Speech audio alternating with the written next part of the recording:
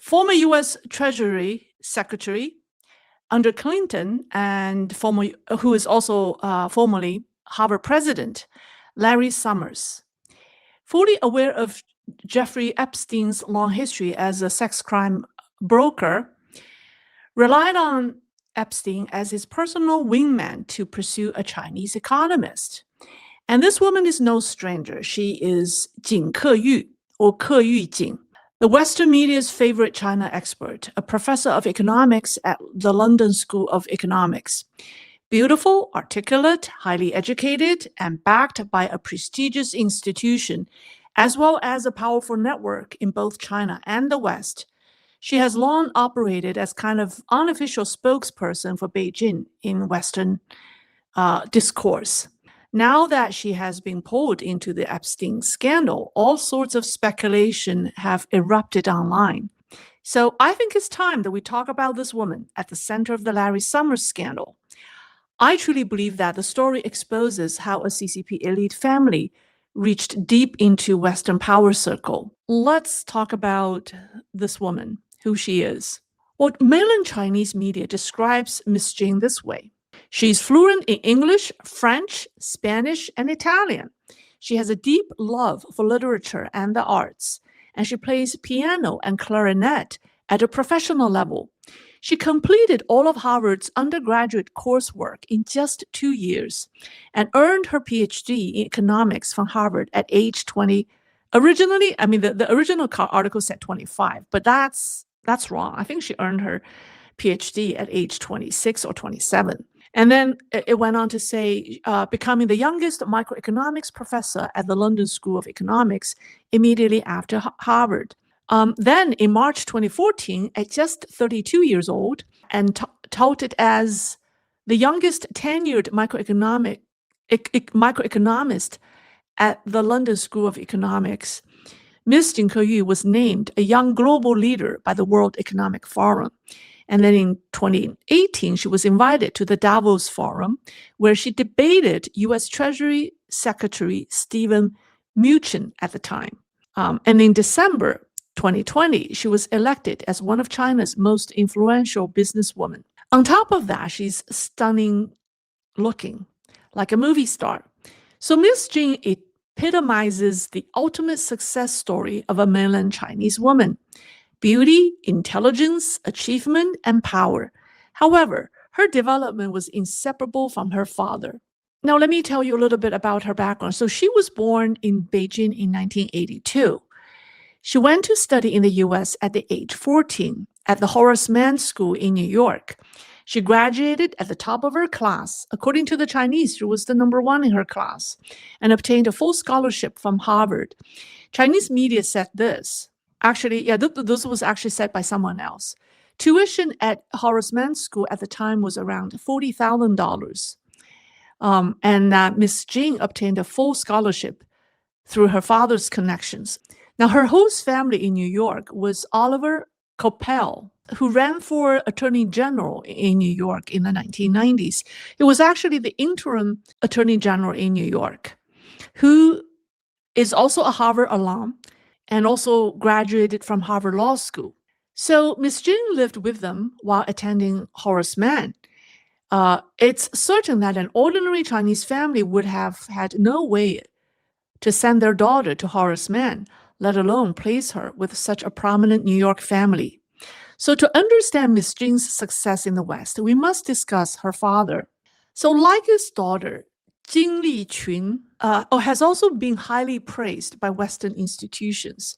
So in April 2016, just 3 months into his tenure as president of the Asian Infrastructure Investment Bank, AIIB, he was named one of Time magazine's 100 most influential people of the year. The senior Jin, the father, studied English and earned a master's degree from Beijing Foreign Language College, then entered the Ministry of Finance after graduation. From 1987 to 88, the senior Jin was sent by the Chinese government to study at Boston University.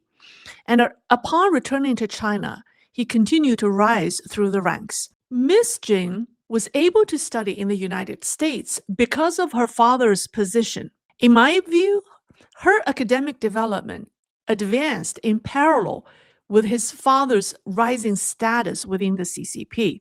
So let me give you the chronological order of events. So in 1996, when Miss Jin Keyu went to New York to attend Horace Mann School, her father was promoted again to executive assistant to the Minister of Finance.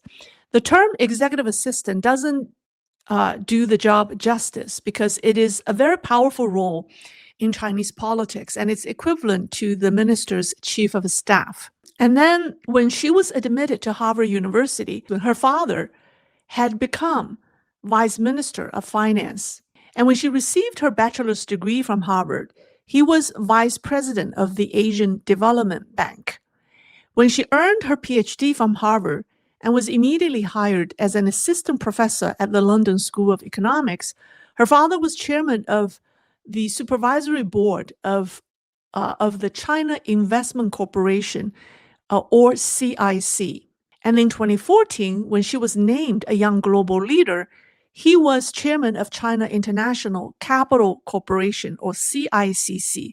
And then in 2020, when she was listed among China's most influential businesswomen, he was serving as the first president of the AIIB. What was it? Asian Infrastructure Investment Bank. As I said earlier, to understand Ms. Jin's success in the West, we must understand how influential her father is. Most people know her father as the deputy finance minister. This is what most media outlets say. But the positions he held at three organizations after serving as vice minister of finance are extremely powerful. And let me explain. So here they are. CIC, China Investment Corporation, is called 中国投资公司. What is it? Well, it's China's sovereign wealth fund, established in 2007. Why it matters?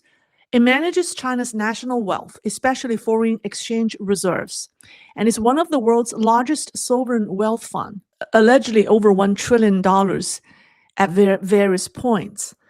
And it invests globally in infrastructure, real estate, banks, energy, and technology. It's a strategic tool for China's global economic influence. So CIC is a major power center within the CCP's financial bureaucracy. Controlling CIC is equivalent to controlling China's overseas capital deployment. Okay, next, CICC, China, which stands for China International Capital Corporation, or in Chinese, 中金公司. It's China's first joint venture investment bank, founded in 1995 with Morgan Stanley. Why it matters? Well, it's known as China's Goldman Sachs in its early years. It handles IPOs, bond issuance, mergers and acquisitions, and sovereign financing. It's a grooming ground for China's financial elites and princelings, historically responsible for listing major Chinese SOEs in Hong Kong. And so CICC connects Beijing's leadership with global capital markets, making it a key conduit for China's financial diplomacy and influence operations. And the AIIB, Asian Infrastructure Investment Bank, it's a multilateral development bank established in 2016 as China's answer to the World Bank and the Asian Development Bank. And it's created as part of Xi Jinping's geopolitical strategy. It's a financial pillar of the Belt and Road Initiative. So her father's career or career progression from CIC to CICC to AIIB is not random. This trajectory represents a full swing of China's financial power hierarchy, a rare cross-institutional rise, proof of deep trust from the CCP's top leadership. So those posts are typically reserved for elite technocrats capable of executing long-term strategic agendas. Now, I must mention something that's very, very interesting, and I think no other Western medias have mentioned this. Her father is now 76 years old and still hasn't retired. And that's extremely unusual for CCP officials, whose mandatory retirement age is 68. So perhaps you wonder why the authorities have kept him around at 76. Perhaps the authorities kept him in place because his daughter is more valuable while he remains active. Her father's career trajectory highlights a highly networked position across Western and global elites, right? So his jobs or roles gave him direct access to Wall Street, global banks, sovereign wealth funds, Western governments, multilateral institutions. And this makes his daughter, Jin Keyu's rapid ascent in Western academia and her appearance in the Epstein files far more meaningful and politically sensitive. Now, because of her father's roles, Miss Jin's academic views are highly predictable. She emphasizes the uniqueness of the China model. Actually, she wrote a book about it. So she argued that China has moved beyond traditional socialism and capitalism to form a high efficiency hybrid system. She claims that China's state-driven model, combined with its strategic focus on key technologies, has enabled the country to take a commanding lead in industries such as new energy vehicles, EV vehicles like BYD, smartphones, and the solar sector. So Professor Jin seems unable or unwilling to acknowledge that China's EV and solar industries have long been plagued by massive overcapacity and chaotic, unregulated growth. The heavily state subsidized model that she praises so enthusiastically has another name in China. We call it the Great Leap Forward model. So when challenged about China's surveillance state and the lack of freedom, she brushed it off by claiming that although politically sensitive topics may be censored, the flow of information inside China is actually very free, with vibrant public discussion across various platforms. And then on Xinjiang's mass detention of the 1 million Uyghurs in so-called re-education camps, she said something along the lines of, I think it's unfortunate. I'm not an expert on this issue, but as far as I know, the re-education camps in Xinjiang have been closed, and tourists can go see for themselves. We should all be asking whether tourists can really go freely on their own without government minders. To justify the regime's human rights abuses, Ms. Jin claims that the vast majority of Chinese people believe safety is more important than freedom. But how does she know what the majority of Chinese people think? Chinese people right now have neither safety nor freedom, and her freedom in China is secured at the cost of ordinary people's safety. They have neither right now. And in her speeches, she argued that China is still a developing country, yet has achieved innovation through its unique model, something she believes the world should study and learn from. So here, this picture was a screenshot of her taken from the summer at the Davos summer session this year. She was saying that China is a major stabilizing force of the world economy. Anyways, but I'm not surprised. You understand why she's holding these views. So, judging from her views, she appears to be faithfully carrying out what she believes is her mission. In a long interview with Lex Friedman, she said that Americans' understanding of China was far too simplistic, and that when she was just 14 years old, she had already made up her mind to eliminate people's deep misunderstandings of China. That may well have been the true purpose behind her going abroad. Without her father and without the big brother standing behind her father, Professor Jin Keyu would not be who she is today.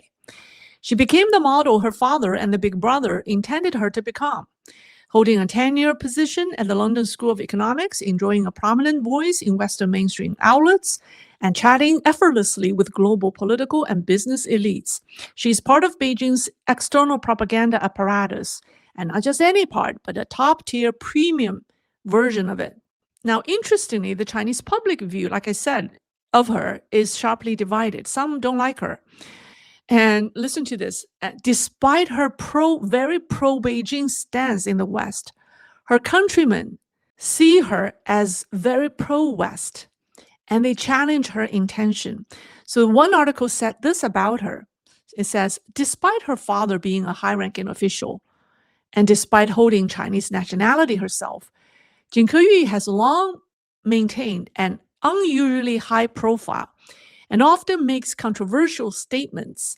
For example, during China's fight against COVID-19, she publicly sided with the United States, claiming if China wants to gain the trust of the international community, especially in the United States, it should provide large-scale, unconditional aid to the world.